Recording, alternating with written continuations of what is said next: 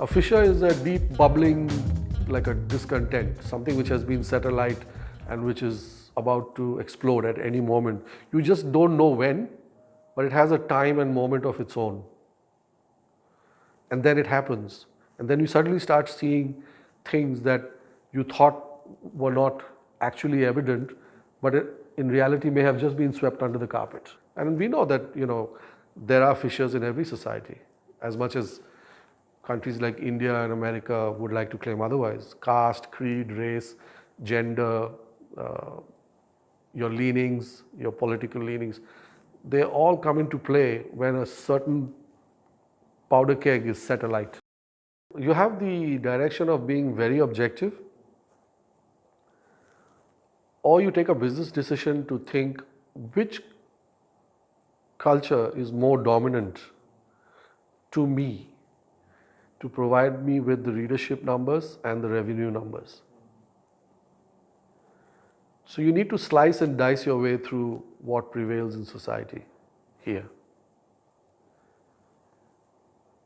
When I came in '97, I realized that the approach was very objective.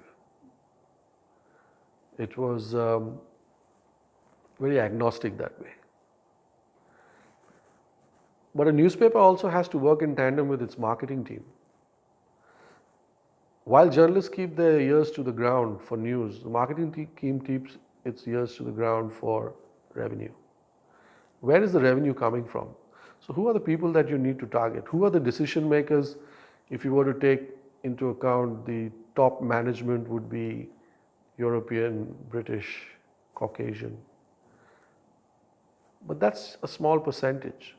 Who are the people who actually come from an environment where reading a newspaper is like second nature to them, who debate, who provide views, who are very passionate about issues? That would be people from the subcontinent. And then when you look at the people from the subcontinent, you realize that there are huge numbers. How do you break them into numbers? Who are our major subscribers? Would be Indians, Pakistanis, Sri Lankans and so on. For them, everything is very important. News from home, news the micro level at the ground here, things that are being, policies that shape their lives in this country. And they're very passionate about it. Corporate companies are allying themselves to governments because they realize that their survival depends on that. As much as they would like to deny it, that's not the case. Ad revenue would, for a newspaper or a media house, would largely be dependent on whether the media is in line with the policies of the government. And the government also gets a lot of its funding and support from top big corporate companies.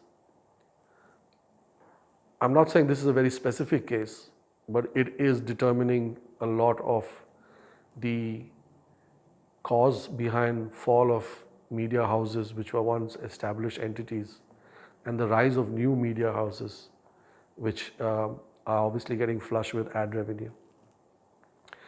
But it all depends on how they tell their stories, which in turn is content.